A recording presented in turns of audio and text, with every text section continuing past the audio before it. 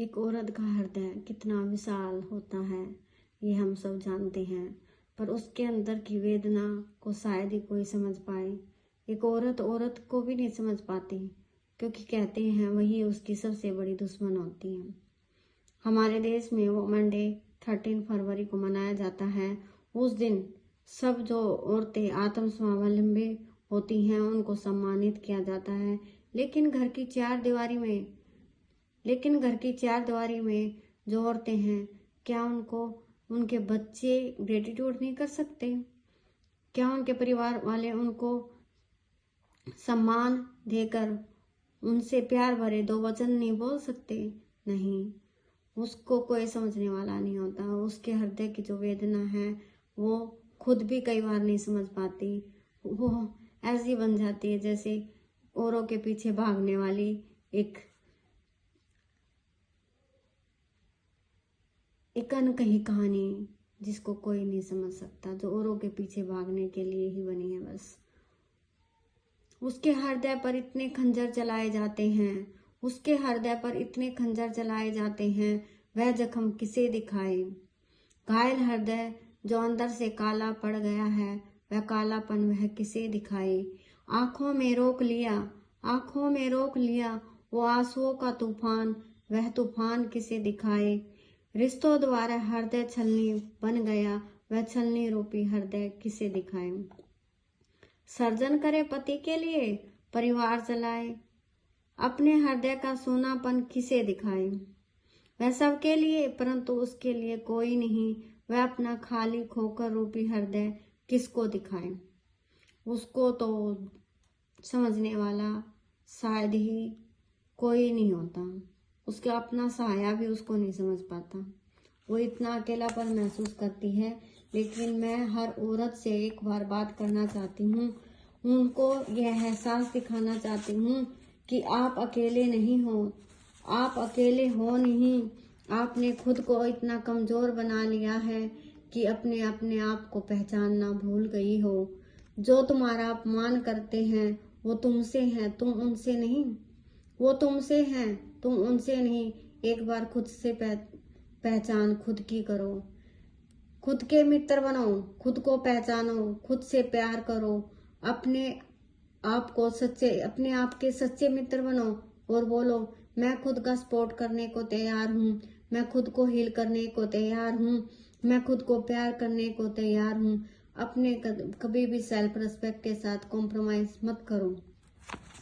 Live in your self-respect. Breaks your illusions. Face your fear. Come in your real face. You can change your life. ऐसा नहीं है कि आप घर की चार दीवारी में बैठे हो तो आप कुछ नहीं कर सकते। उसको इतना कमजोर बना दिया जाता है भावात्मक रूप से कि वो अपने आप को समझ नहीं पाती कि तू कौन है। वो देवी का स्वरूप है। हमारे ग्रंथों में देवी औरत की तुलना किससे की जाती? देवी से की जाती ना। उसको क्या बोला जाता? या देवी सर्वभूतेषु शक्ति रूपेण संस्थिता नमस्तस्यै नमो नमो।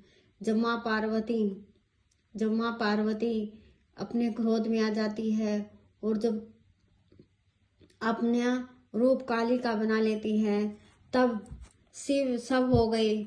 काली को शांत करने के लिए शिव सब हो गए, काली को शांत करने के लिए। और आज के मर्द अपनी मर्दांगी दिखाते हैं उसकी भावनाओं पर, उसकी लाचारी पर। लेकिन औरत लाचार नहीं होती। वो इतनी सक्षम होती है कि अगर वो चाहे तो अपने आप को पहचान कर अपने लक्ष्य से समझौता नहीं करना चाहिए। कभी भी हालात से भी हार नहीं मानना चाहिए। कभी भी हमें अपने जीवन में हमारी लड़ाई खुद से होनी चाहिए, किसी और से नहीं।